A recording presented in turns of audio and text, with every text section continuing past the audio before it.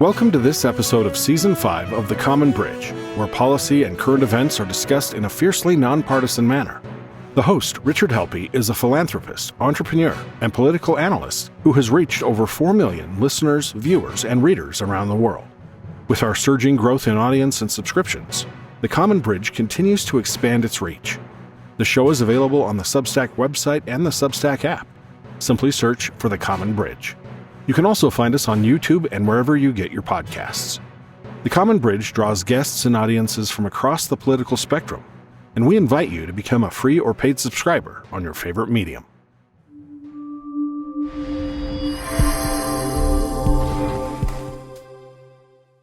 Hello and welcome to The Common Bridge. I'm your host, Rich Helppie, and we've got a great guest today. Some might say he's controversial. He's very clear in his thoughts, and he's not afraid of having a good, open, honest discussion. So we're bringing into the Common Bridge today, Mr. Adam Coleman. Adam, thank you so much for joining us.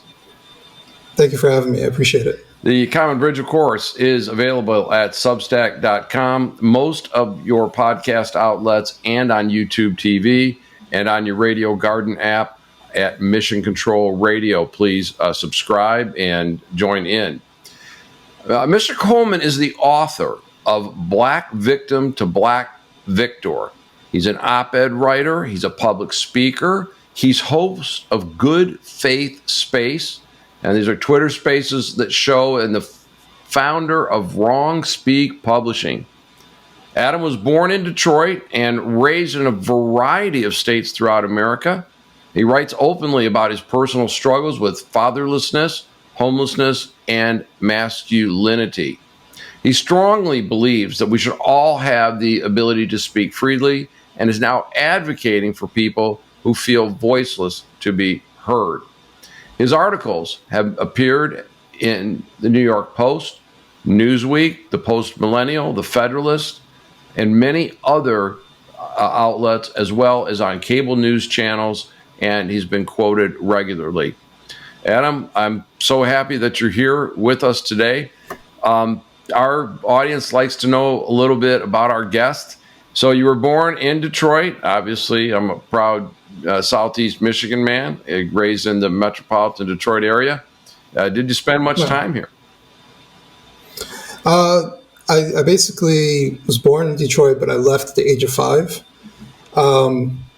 I would say, to kind of summarize, because it'll be a long list, I've lived in 5 states in my life. We moved around a lot. 4 states before the age of 18, and I moved to Tennessee as an adult for about a year, and then came back to New Jersey, where I'm still at. So we moved around a lot. And tell me a little bit about your career arc. Did you get a formal education, and what are you doing now? What led you to this point of being this renowned speaker and columnist? Actually, almost nothing. Almost nothing I did before brought me to this point. Occasionally I would write stuff unrelated to politics or culture online. So, I just would write how I speak, and I'm a pretty clear speaker when I actually talk to people I know. And, I got even more focused on communication and just understanding things like that. I don't have a college degree. I took a couple classes online, but that was about it. I went to tech school, so my trade is IT. Okay. So, that's my normal job that I participate in, and that I was doing before I started writing in a public manner. So what brought me to this point was actually George Floyd. And it wasn't immediately, but it was more so of me just observing the environment around me. I'm a very observant person. When I meet somebody new, I'm usually pretty quiet because I'm observing. And sometimes people mistake that with being like dismissive or shy or something like that. But I like observing. I like taking in what's going on around me. And from a social standpoint, I was taking in the world around me in regards to George Floyd. We've obviously had controversial police shootings involving someone who was Black. I never thought George Floyd would turn into what it turned into. And when I saw it exploding in front of my very eyes, I was kind of like, what exactly is happening? And so people understand, I kept to myself. I've always kept to myself. Nobody, unless they were really, really close to me, nobody really knew my political thoughts. I didn't post really anything on social media. I just had a Facebook account, basically for family members. So I kept really to myself about all of my thoughts: race, culture, politics, relationships, all that stuff. I kept it to myself. And I cherished keeping that to myself for the most part. But I felt like, for one, I was confused if I was the only one who felt the way I did. Like, am I being unreasonable? Because I'm watching other Black people look like they're having panic attacks. And meanwhile, I'm saying this is unfortunate, but, my life is nothing like that. And so many other Black people's lives are nothing like this. And why are the people I've known for years or my entire life acting like it is? Like, something is off here. And why are people, white people acting like all of a sudden, we're all George Floyd and we're all in this great risk and danger of being shot by the police? Like, the narrative just became so ridiculous and exaggerative that it kind of got to a point where I just wanted to start asking questions and figuring out, am I the only one? And I started going to free speech forums and just talking to people, telling them how I felt. And they were like, yeah, you're not the only one. We feel the same way. This doesn't make any sense. But actually, from doing that, people encouraged me to write more often. They said, someone explicitly sent me a private message saying, you really should write. Like, the way you explained yourself is really good. Not a lot of people do that. And to kind of go back a little bit, I had actually been wanting to write a book for a couple of years. I've had some transformative moments in my life, and I actually wanted to write something to leave for my son as like a legacy item. And so, after this and everything going on, getting encouragement, I was like, I have what I want to write about. I want to write about this. So that's when I started writing Black Victim and Black Victor. It took me about 9 months to completion, with all the editing and everything. Mm-hmm. And so basically, I was just talking to somebody about this today. It's been amazing because, I'm just, 3 months past my 1 year mark. So about a year and 3 months since I first published the book. And that was basically a year and 3 months of me being actually public. And I had no real public profile. Nobody knew who I was. I was just the guy who's on the other side of the YouTube videos just watching. And now I'm in the YouTube videos, and now people like yourself want to talk to me. So it's been an absolute blessing. Well, you are, again, a very, very good writer. And you've written some provocative columns. How would you describe your central theme or your mission in your writing, if there is one? Or maybe you're describing things that are interesting to you.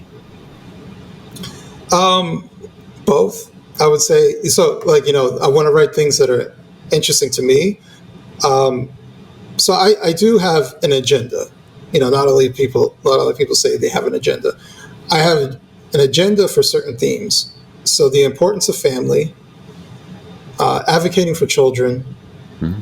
the importance of men and fatherhood, and having constructive and non-bombastic conversations about race, right?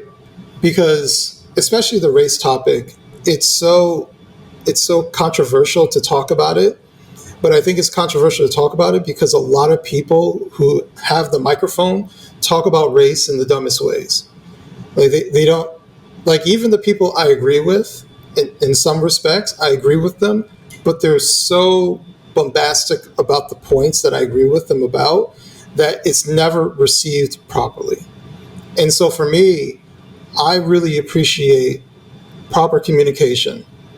And so my articles, my particular style when it comes to writing articles is always to find some point so people can connect with either what I'm talking about, or I throw myself in there so that people can understand my perspective of where I'm coming from.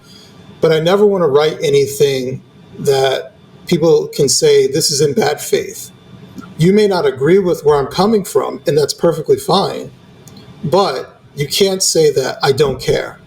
So I'll tell you a quick story. Actually, someone had wrote me a hate email, which is actually pretty rare since what I've been doing, and that's because I've been doing it effectively.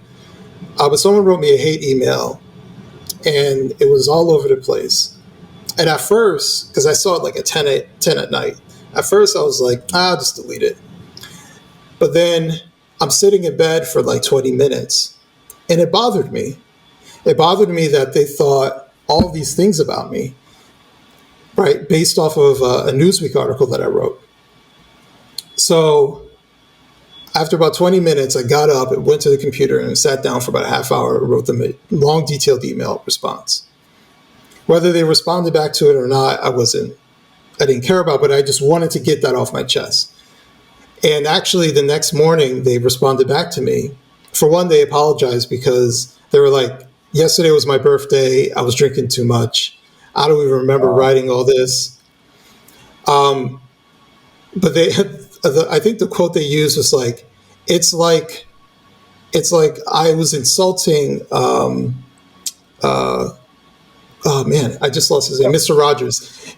He's like, it's like I was insulting Mr. Rogers, and Mr. Rogers came up to me and just talked to me very calmly and politely. He's like, I feel really stupid right now. Wow. And we had a couple email exchanges back and forth, and he was like, listen, you're a cool dude. Like, I understand where you're coming from. And, there's some points we disagreed with, and that was perfectly fine. And it's stuff like that where I don't want anybody to think that I am just like X person. I am just like this person. No, I'm me, and I'm coming from a good place, and this is what I truly believe. I'm reading you. Yeah. I mean, look, and who doesn't celebrate their birthday by getting hammered, reading Newsweek, and firing off a nasty gram, right? Yeah. No, but I want to say that we have a lot of common ground, you and I, that we've never met before. First of all, I'll tell you, I was an IT guy, and one of the things I loved about IT, it was completely objective. It didn't care if you were a man, a woman, a young person, an old person, what your race was. It did the same thing for everybody, and it's the ultimate in objectivity. Did it work? Did it not work? I mean, that's it, right? And since we've been doing the Common Bridge, where we're trying to just have discussion, have dialogue, try to talk about policy, I have not had one person ever come in and go, oh, we don't need that. It's just the opposite. It's, we need more of this. And I'm really cheered by what you're doing. And I know you had to have experienced that certain groups of people are tuned. If they hear something, it triggers them. Or if they're listening and they don't hear it, and they assume, well, he said this or he didn't say that, therefore it means he's a crazy person. And you punched through that with that hate writer. And you told him, hey, I'm not that guy, and engaging them. We need more of that. Great that you did that. Thank you. No, I was going to say that, generally speaking, for something like that, because it was via email, that's why I felt comfortable responding that way. But I generally have a rule. I don't engage in bad faith conversations with people. Mm-hmm. And so with something like that, I felt like if I was to respond, to at least give my perspective, and he wrote back something crazy, then I just wouldn't respond after that. Right. But there was something about, I can't even explain it, but there was something about how he wrote it. Like, I understood where he was coming from. Like, I understood his frustration. Mm-hmm. So he wasn't just saying, you're a crazy blah, blah, blah, blah, blah.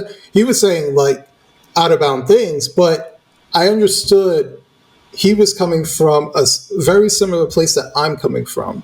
Right. And he just doesn't understand that we're coming from the same place. We may have different paths, right? But we want the same we want the same end goal. Indeed. And, one of your columns that where I first came aware of you, I thought it was really good. You wrote it at the end of May, and you said there's a factor in these mass shootings about fatherlessness. And you talked about the root causes that everybody starts going off, well, what was the perpetrator's political beliefs? But you dug into that and you found a little that perhaps, these people that do this are without fathers, and they don't have some that strong, same gender parent that's providing them guidance. Talk to the audience of Common Bridge a little bit about that column and what you discovered and maybe some of the conclusions you reached. Yeah. A lot of what I talked about within that article is actually what I expanded on in my book. So even though the book is, on the surface level is about race, you can easily swap in black with whatever you want. A lot of the core principles I'm talking about is the importance of family and fatherhood, and even more so the effects on children. And so for me, I grew up without my father, so I know what it's like to not have my father in my life. I know what it's like for my mother to work a lot and being left home alone, or have my sister be the one that's watching me on a consistent basis. So I know what it's like not having that guidance. I know what it's like to make it into adulthood and not know what it is to be a man. I know what it's like to raise a son and still not know how to teach my son how to be a man, because I don't even know how to be a man, and trying to figure all of these things out. So, when I had the opportunity to write my book, I really thought a lot about all of this, and just also understanding basic childhood psychology. And granted, I'm not a psychologist, but I'm heavily interested in psychology and human behavior. And if you pay attention enough, you see patterns. Mm-hmm. I talk to people who've worked in juvenile homes. Actually, from that article, it's always interesting. Whenever I talk about fatherlessness, people from who worked in the prisons or juvenile, they'll reach out to me and like, we saw it. Like the vast majority of these boys had no fathers. Like, why is this like a surprise to anybody? Like, we see it all the time. So, I wanted to take that article and use it or take the situation and put it in the article that a boy who is secure with himself, who has direction, who has a purpose, has zero interest in hurting anybody else, right? He's far too focused on achieving things. He's far too focused on a purpose, going down a particular path. You can't get him to do anything close to what happened in Uvalde or any other mass shooting, right? Also, we like to talk about mental health. I didn't really go too much into it with the article, but how your childhood is laid out affects your mental health. So we also say like, oh, they had mental health issues. Well, how did they get that way, right? And I think we talk about mental health differently, like we talk about anything else. If I break my foot, I know that if with the proper treatment, I can get better from it. But my foot didn't just one day become broken. Something happened for my foot to be broken. Mm-hmm. The same type of thing when it comes to a lot of mental health issues, severe depression, all these different things. Well, was there anybody to uplift their spirits when they were down, when they were younger? Was their father there to reassure them? When they had issues, was someone there to help lift them up, to constantly give them encouragement? Children need these things. And especially young men. Young men need these things growing up.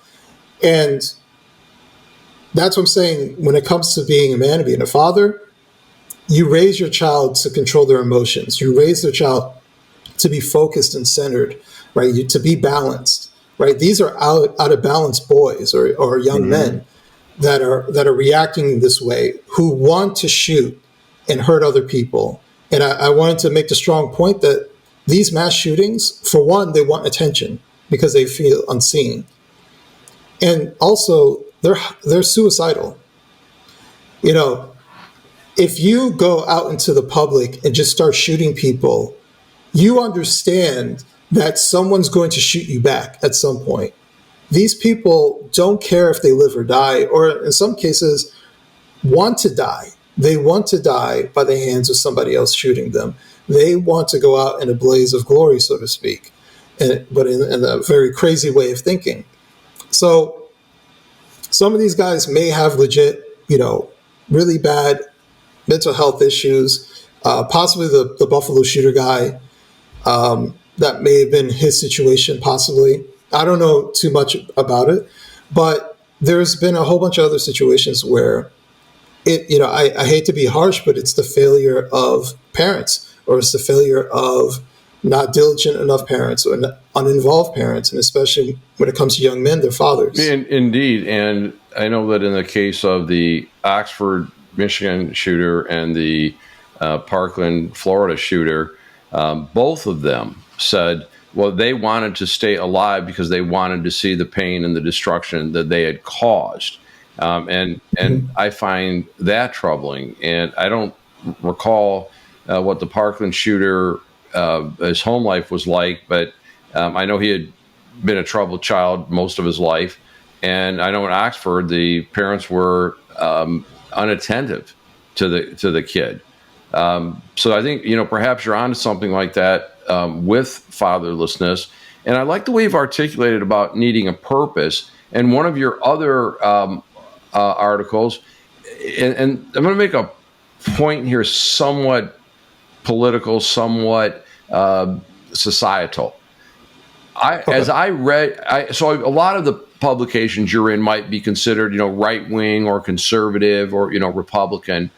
And, then there are those that are, on the opposite pole, the left, the progressives, the Democrats say, well, they're, pro-woman.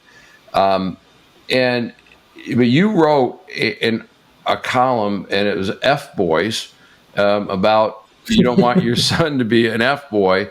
And you talked about a man that he didn't have a purpose, and he put his own pleasure above any other human being, and he used and abused women in a sexual way, teased them with romance and whatever. And I would think, if I'm pro-woman, and I am, I have sisters, daughters, wife, etc. Absolutely, I want young men being respectful. And I thought you put it together. If they had a purpose, they're not going to be users. And it seems to me that we need to make sure that young men and young women, of course, have a purpose. So I thought it was great way you tied it together. Thank you. And thank you for reading that. That article has actually been an interesting article. I hear a lot from women when they read it, and they're like, wow, like I see exactly what you're talking about. That particular article, like you said, it was from an experience. But it's something that I became very observant about. The guys who are obsessed with women, it's like they have no other purpose. It's like they have nothing else. Like, they may have a job, they may go to consistently, but the purpose of going to that job is to buy something to attract women. It's to afford to go somewhere to get women. It's to go to the club on the weekend so they have enough money to get there so they can get women. Like, everything is about women. And their purpose is women. And they come out of it with women issues, women problems, lots of drama. And they're kind of, when you really look at them, they're really sad. When you look at what's the outcome of all this? Well, because a lot of times think of what society tells the woman, the young woman. Here's somebody that's practiced in devoting his life to obtaining, to use, I can't think of a better word, obtaining women, and we tell the young women, watch out for that guy. Okay, you're worth it.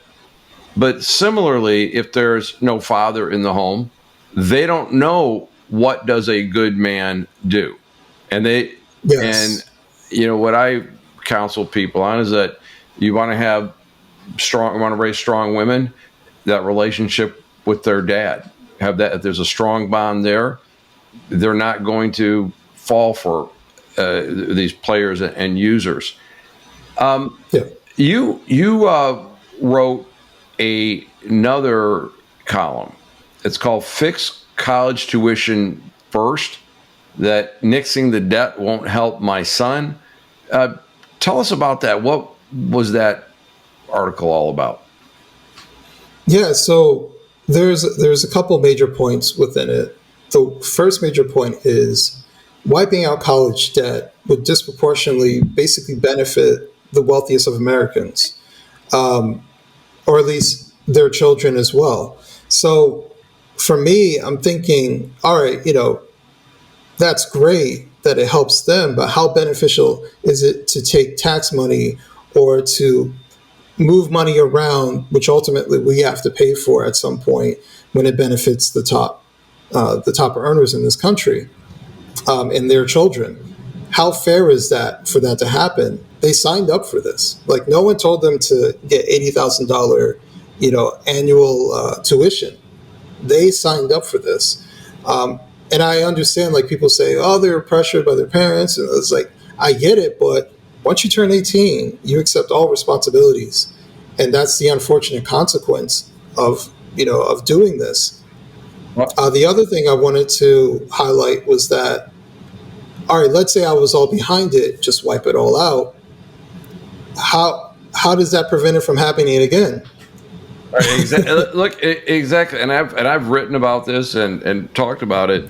All this student debt, which is loan sharking, all right, because there's only two places you can go where your balance goes up, even if you're making the payments.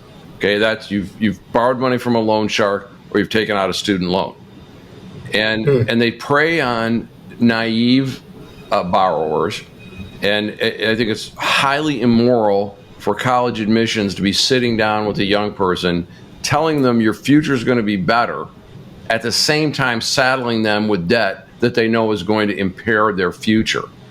Yet these same universities may have billions of dollars in endowments. They're paying their professors handsomely for teaching a few classes. The right answer needs to be, universities and colleges, you need to get your price point down to a place where Americans can afford it. And that takes care of the whole problem. Not put undue burden on that young person and their family and expect them to go through the next 30 years paying it off. It's crazy. Yeah, I mean, especially if it's a state school, right? So that means that there's some sort of oversight. So why aren't they checking the books? Why aren't they saying, what does it actually cost to run this university? And how much are they actually taking in? Is that something that's necessary? Where is this money going? And I wish there was more of that. And this is probably like the libertarian side of me. One of the things I've kind of become very aware of is the solution to everything is more money. And it's never more money with oversight. It's never more money with checks and balances. It's just more money. So, as much as I'm saying check the books, they're never going to do it, because having oversight over money, especially over a public institution, and maybe there is some oversight, but there's no transparency to the public, the people who are actually going to be using these institutions. And I would just bet, just like me and you, we would probably bet that they're taking in a lot of money. They're not just scratching by with paying for the facilities and the building and the maintenance and the housing. I'm pretty sure that most of these universities are doing very well. One of my ex-girlfriends, she worked for one of the VPs, and I'm like, what does this guy do? Oh, he meets people to get more money and plays golf. How much does this guy make? $250,000. Oh, okay. It's like, does this guy who just plays golf and tells his assistant to take a message, and what else? What a value does he do? Does he possess and give to this institution? So I mean, one salary isn't going to cause a whole school of kids to pay $80,000 a year, but there has to be some sort of assessment. If they want to pay their professors and administration $250,000, have at it. But at the consequence of kids is a different story. Right. Healthcare went through this, where the charges in healthcare kept escalating and escalating. And then finally new payment systems come in and said, look, for this condition, you're only going to get this amount of money. Figure it out. How do you achieve the mission for that amount of money? And, colleges and universities could do a lot of that. It's a lot less money to deliver classes digitally. It's, they don't need all the buildings. You don't need all the departments. Not everybody has to have a music school and an engineering school. You don't need to build a field house. I mean, the list goes on. So I'm with you. I'd like to get into the books and deal with that. Now, one thing, Adam, as I was thinking about what we talk about today, the facts are that Black Americans have been discriminated against. Okay, I mean, there's no question. I mean, from the beginning of the country, 2/3 of a person. We fought a bloody civil war because half the country thought owning another human being was a great idea. Right? In my lifetime, we had to pass the Civil Rights Act so that a person could, use the bathroom or get a hotel room or a meal or whatever, this, no matter what the color their skin was. And, we celebrate, soldiers that were part of all Black units that just wanted to serve the country. We honor, Jackie Robinson in baseball, Willie O'Ree in hockey. And look, I do believe that there are remnants and vestiges of discrimination against Black Americans. My own personal view, for what it's worth, is that that's unique to the Black experience. It's not every other immigrant group that came over that is somehow looks a little different. Everybody else got assimilated. Nobody else was prevented from full participation. So how do we overcome that reality that Black Americans' history has been different? I think that there's still remnants in there. How do we root it out, get rid of it? Is there a way? Yes. So there is no law that outright discriminates against anybody, especially when on the basis of race. So, which is why a lot of people say, well, any type of disparity is an example of discrimination, but that's not true. That's not true at all. I could make up a ton of different disparities that wouldn't point to any sort of malice or anything like that, or any outright discrimination. The example I like to tell people, if you're a company in Salt Lake City and someone says to you, you only have 5 Black people that work here and you have 200 employees, where you're like, we are in Salt Lake City. Like, I don't know what you want. There's not a lot of Black people here. That's not the company being discriminatory. That's the company just reacting to what's the market. What is this actually like? So there's different ways to kind of look at things to figure out, are we being balanced? Are we actually discriminating or not discriminating? But I kind of feel like, the term like systemic racism, which now is in the lexicon, where 5 years ago, average person didn't ever utter this phrase, that is being used for manipulation. That is being used to enforce certain things, to enforce certain outcomes. And that part I don't really like. I see that as more as using Black people to enforce some particular outcome that someone wants, either to appear righteous, to appear as being part of the savior. We're going to finally bring equality for Black people, or whatever it may be. In some cases, I think it's more of a ruse to do other things, right? I think politically, and this has probably been the most frustrating thing about the past year or two. Actually, I like to say post George Floyd. There's before George Floyd, after George Floyd. It's almost when we talk about race. in politics, it feels like in order to push something through, just say it benefits Black people, even if it doesn't. So if you can say that, well, we're doing this because, we want this done, and it also helps Black people, then it gets this sudden pass. It really doesn't even matter what it is. As long as you say that it benefits Black people, then they'll just do it. To me, that's a vulnerability. To me, that's manipulation. And it's things like that that I don't like. Now what we're seeing is benevolence, right? We're not seeing malice. We're seeing benevolence to get anything done, and we're going to be benevolent to Black people, and we're going to do this because they can't do it themselves. See, we've already had the civil rights movement. That was 60 plus years ago. And it still hasn't done anything. So we now need to be active in their lives because it can't happen without us. It's that kind of mentality. It's that saviorism that has become so prevalent. I'm writing a second book, and that's the main theme of it, is talking about this ideological saviorism that's happening within our country. I'm sure it existed before, right? But now it's mainstream. Now it's pushed by political, very political people, whether they're pundits or politicians. Now it's not even like questions, like just people do it, and it's okay. It's perfectly mainstreamed, and we're supposed to just accept it.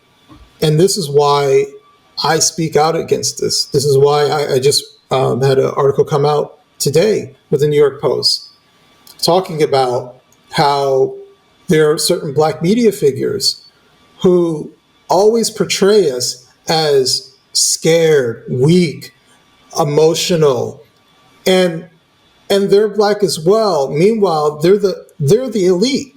These are the Black elite. These are the wealthiest Black people who say, "You saw George Floyd? We're in danger," as they go and live their life as a one percenter. He's not in danger, but he is using that as a manipulation. And it's things like that for me, I don't see enough people talking about. Even people who agree with me, I don't see enough of them bringing this up. So that's why I'm glad that, places like New York Post give me an opportunity to talk about specifically this type of behavior is unacceptable. This is manipulation, and I can't stand for it. I kind of veered off from your original question. I think this is an important conversation, and look, I have a very dear friend of mine, and when he traveled, he always wore a business suit, and he also, when he was in the military, he always wore his uniform when he traveled because he said I was treated better, and that he wasn't as intimidating as a tall Black man, and so there are, I think, clearly the way people react, and he's certainly not a George Floyd at all. I mean, he's been a highly successful business person and raised wonderful kids and helped his community, and just a wonderful guy. But because of the hue of his skin, he does take steps to make sure he's less threatening. And so even that 1%er can experience this. And there are we have to, I think we have to make sure that we can erase it and erase that line by talking to people, that that doesn't matter what a person looks like. They're either a good person or a bad person or something in between, and we've got to let people discuss with each other. So I understand that, but I'm going to say something that is not very politically correct. But there is a racial inferiority complex that a lot of Black people have, and I wish they wouldn't have it. There's no reason to feel that way. I don't know your friend, this person, right? Mm-hmm. But I know people who say similar type of things, and I think to myself, are you really being treated worse? In what way? And you can sometimes break down, well, they might say, I wear my suit because I'm treated better. How? How are you treated better? Right? Oh, well, they did this. I was like, did that not happen from before, from the same exact people in the same exact circumstance? a lot of this stuff, and I talk about it a little bit in the book, this is like it's an ideological viewpoint on race that a lot of us are taught to see ourselves as consistent victims. We are taught that even if you become a billionaire, right, I could have had 2 billion if I was white. It's ridiculous type of mindset that even in grand success, they find some way to say they were hindered along the way. It's basically raising people to feel just a little bit inferior, no matter how great they climb. No matter how high they climb, no matter how well their life turns out, it is this a bit of inferiority about being black. And I put it like this: erase race from the conversation. Imagine if someone came to you and said, "I'm wonderful. I'm just great. No, I'm an awesome person," right? That sounds like it's a pick-me-up, right? Why would someone who feels secure need to say these things? Why would someone need to always try to pick me up? Now, add race to the conversation. I've heard black people say this about themselves. I'm black and beautiful. I'm proud to be black, right? Well, all right. If that was true, you wouldn't actually need to say this, right? Why would someone need to constantly pick themselves up? And it's because internally they feel inferior. And this is the type of thing that I'm trying to push back at. There's zero reason for any black person to feel inferior. Just because there is some sort of historical moment where there was negativity pushed towards a direction or being oppressed or whatever you're going to call it, does not mean that today you need to feel inferior about your skin tone.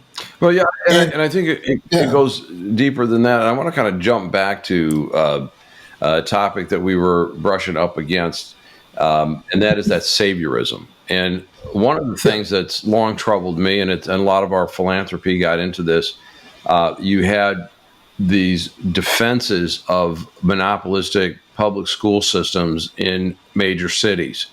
And they spend a lot of money, and they deliver terrible education. Kids graduating that are illiterate. Yet you have this political arm that says, "Well, we don't want to do any charters," although the parents say, "Give us the charters, give us the options." They want to educate their kids, and they don't want to have to move to the burbs to do that. Right. And I'm wondering if this kind of wanting to control that vital thing about education was that kind of where your idea about progressives using black Americans to experiment with communism comes from, or is it coming from something else? No, I think, well, the experiment with communism part, I guess the easiest way to kind of see it is that I think progressives use black people as a convenient tool to achieve whatever they want to achieve. So I give the example politically. Say it benefits black people, this is why you do it. You can do that culturally, right? You can put policies into place that make no sense, but you say it's to benefit black people, and people are just supposed to shrug and say, well, how do I go against this? Right? Because now if you go against it, then there's a slander against you. And so people don't want to be slandered. So they just go along with the go along. So I think that what's become mainstream is progressives using historical black oppression, using certain incidences where something negative happened to a black person. Sometimes it's ambiguous, right? Like the police shootings. Some of these police shootings are ambiguous, or some of them, whether they're black, white, Hispanic, or whatever, are kind of justified. Or at least the person involved is somewhat responsible for the shooting even happening in the first place, right? So they're a bit ambiguous. They're not outright, black person, I shoot, and that's the end of the story, and that person just hated a black person or anything. But they use these ambiguities, they use these moments to further push as to why they need to implement whatever they want to implement. I see. So when it comes to also the charter schools, for me, I think it's, you mentioned the communism part, there is a love affair with governmental control. Now, there's a love affair with governmental control when they deem it necessary, right? Because we already know if someone is wealthy enough, they're probably sending their kids to a private school. Well, why? Because likely they're getting a better education from there. But don't let them get public money to put them into private schools or to fund charter schools. Don't let them do that. And I asked myself why. And this is actually one of those things that I've had to ask myself, well, why was I against charter schools at all at one point? And then the more and more I ask, I can't get a real reason other than it will defund the public schools. I'm like, but if they're in a failing school district, who cares? Mm-hmm. Put the money in a school, build a school that's run privately. If they're getting money and they're getting the results, then have at it. But allowing for a failing school district to take even some kids who might be the bright spots within it to get dragged down because of lack of administration, lack of funding, or they get lots of funding, but they don't implement the funding. For all these things, that they could have gone to a better school and had a chance. I don't think that's fair. You know, Adam, this is a fascinating insight, and the depth that you come at this is great. We're nearing the end of our time, but I do want to invite you to come back on the Common Bridge. There's so much more that we should talk about. I think our listeners are going to love this. I'd also invite you, if you want to write a guest column or post one of your columns to our Substack page. I know that our readers would like to hear from you. So as we kind of move to the end, what's something we didn't talk about today that you really like our listeners, readers, and viewers to hear about?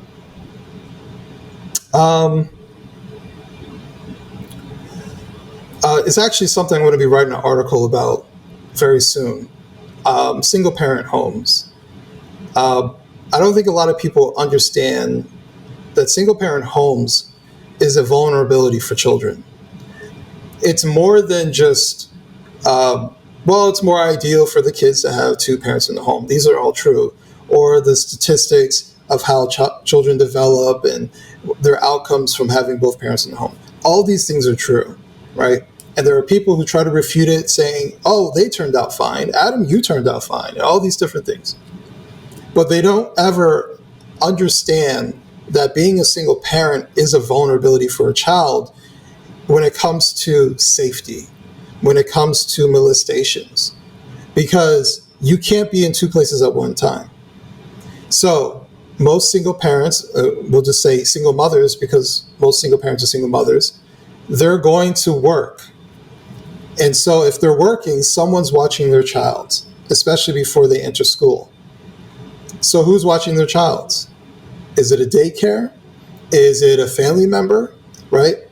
And so we know that there are people who are pedophiles. We know that these people exist. Well, where do you think these people work, right? Where do you think they're going? Even if that's not the case, we know there are people who are abusive, right? We know there are people who would treat your kid negatively because it's not their kid. And now they're in the hands of somebody else. They're being physically abused. You're not there to protect them. And what I'm advocating for is the nuclear family when it comes to raising children, to reduce that vulnerability. It doesn't mean that children who have two parents can't be harmed or molested or anything like that. But man, it really reduces these particular situations. And one last thing that people don't understand, or especially I think single mothers don't understand, there are men who look for single mothers. And so they're looking to get close to the single mother so they can get close to the children. This stuff is more common than people understand. And so the mother who's just trying to find a partner and starts to trust this man now has the child involved with this man. And let's say he even moves in. The statistics of how children are in danger when these particular situations happen, having a male figure who is not their biological father in their home, it's through the roof. And so I don't think a lot of parents, a lot of single parents understand how much danger they're putting their children. They could be the best single parent in the world. Put them in the wrong hands of someone they thought that they could trust. That's it. Yeah. And now you've affected their child's life forever. Yeah, I think that is a fair point, though I do know lots of great, and by the way, I'm familiar with exactly those kinds of cases where the children were abused by a love interest. And but I think I know far more, really quality step parents. But I think you're making the case that we do need to have standards. Standards need to be about behavior, and that we're talking about a lot of the wrong things. And as we go to close here, I'm going to ask people to read your column that says, "Is America experiencing a revenge of the nerd moment?" Just some extraordinarily good writing and some really unique logic about erasing lines and what the internet did. So I just want to encourage our listeners and our readers and our viewers, look up Adam Coleman. And you see he's very willing to engage. We will try to get him back on this show, try to get him to write for us a little bit at Substack, because he's calling the question. And these are things that we can all discuss, and we can do it in an open and forthright dialogue. Adam, thank you so much for being on the show. I think our viewers and listeners, readers are going to love this. Thank you. I really do appreciate it. So this is Rich Helppie with our guest, Adam Coleman, as we sign off on The Common Bridge. Again, look us up on Substack. Just put The Common Bridge in the search bar. Look us up on podcast, Apple, Amazon, Spotify, Buzzsprout, and others. And of course at YouTube TV. And with our guest, Adam Coleman, this is your host, Rich Helppie, signing off on The Common Bridge. Thanks for joining us on The Common Bridge. Subscribe to The Common Bridge on Substack.com or use their Substack app, where you can find more interviews, columns, videos, and nonpartisan discussions of the day. Just search for The Common Bridge. You can also find The Common Bridge on Mission Control Radio or your Radio Garden app.